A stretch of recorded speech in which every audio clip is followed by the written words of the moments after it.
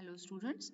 In our previous video, we have started with new chapter, that is unit 3, that is checks. In that we have discussed about the check. What is a check? So check is an instrument used by customers of bank to withdraw their deposits in bank. We have discussed the definition of check. Then we have seen who are the parties to the check. So there are three parties to the check: drawer, drawee and payee. Drawer is the person who gives a check, who signs the check, draws the check. Drawee is bank is called as drawee, and payee is the person to whom the amount is to be paid. We have discussed about the classification of check, that is order check, bearer check. Then we have discussed the advantages of printed check. Now in this video we are going to talk about the essentials of a valid check. In order that the check should be honored by the banker, it is necessary that the check should be valid check. In order that it should be a valid check, it should have all the essentials of a check. So the essentials of a check, one by one we are going to discuss the essentials of a check. The first essential is written instrument. A check is an instrument in writing. It should be in writing. The writing must be in pen, typewriter, or it may be in printed forms. Generally, pencil is not allowed because it can be easily altered, or it can be rubbed, or it can be changed. For that purpose, pencil is not advisable. Here they have mentioned the term pencil, but the pencil is not advisable for writing the checks. Second point, unconditional order. Check must be an unconditional order. So there should be no condition with respect to payment of the money. It means while issuing check, the customer should not impose any condition.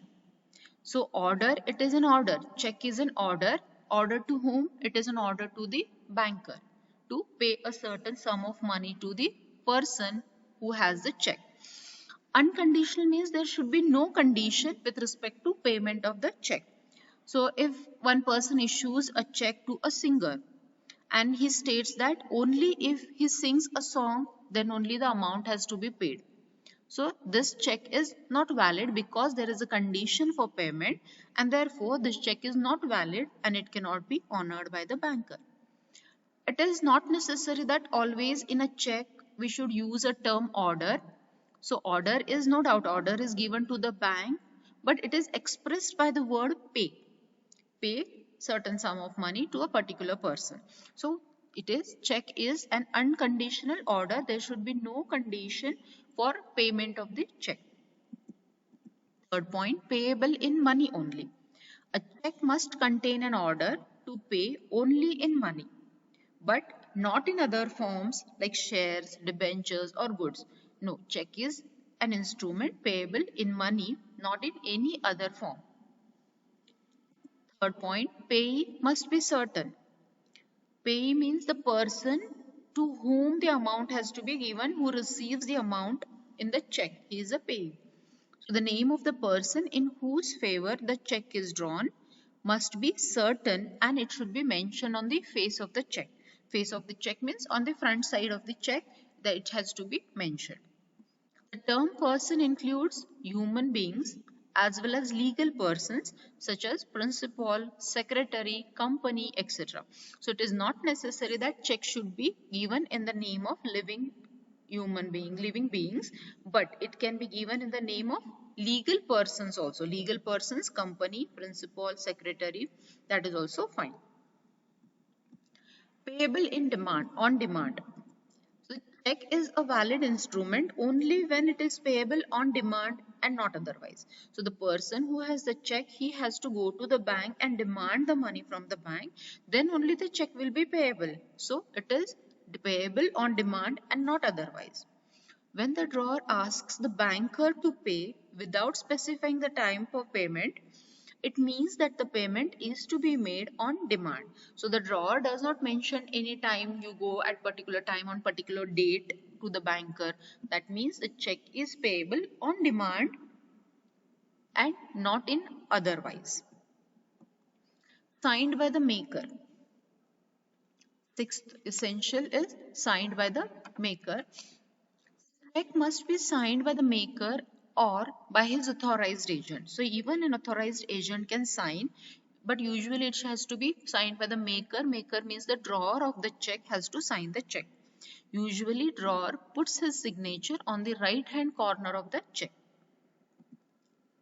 The signature of the drawer on the check must tally with the specimen signature given at the time of opening of the account. So usually at the time of opening of the account, bank takes the specimen signature of the customer and the signature in the check and the specimen signature should match, should tally. If signature is not tallied with the specimen signature, then the banker dishonors the check and on the check it puts the remark that is signature differs. The signature should be put by the drawer or his authorized agent with ink or ball pen. He should not use pencil or the rubber stamp of a signature on a check is not allowed. Such checks will not be honored by the banker. The signature of the drawer must remain constant. It should remain the same. It should not go on changing in the course of time. So banker should obtain fresh signature from the drawer. Every 3 months he should obtain the fresh signature. So it is said that human beings have a tendency of changing the signature. Unknowingly the signature goes on changing every 3 months. So banker should take the specimen signature of the customer every 3 months. Next point is amount of check. The amount of check means the amount which is payable to the particular person. That amount should be clearly written in both words and figures on the face of the check. The amount which is mentioned in words and in figures should be the same. If it differs, then so the check will not be honored by the banker. While writing the amount, no space should be left blank while writing the amount in words and figures. If the space is left in between, it will give rise to the chances of forgery, that is alteration in check. 8th point, date of check. Check should be dated. The date may be put either by the drawer or holder. So if the drawer at the time of drawing the check, if he writes the check, if he puts the signature on the check, that is fine. If the drawer does not write any date, then at least the holder, before presenting the check in the bank, he has to write the check. Because generally the drawer has to put the signature, put the date on the check. A check without a date is considered as incomplete check and it is dishonored by the banker.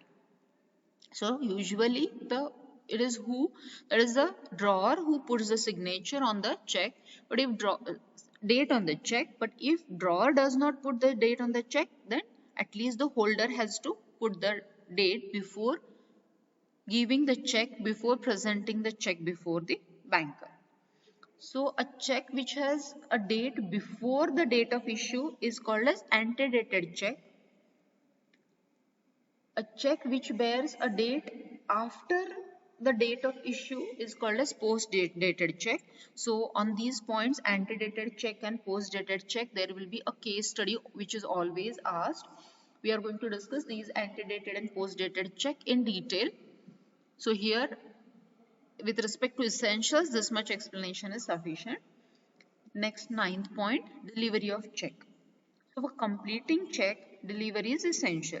That means if the drawer writes a check and if he keeps that check along with him, that is of no use. So delivery means giving the possession of the check to the drawee, to the payee is necessary.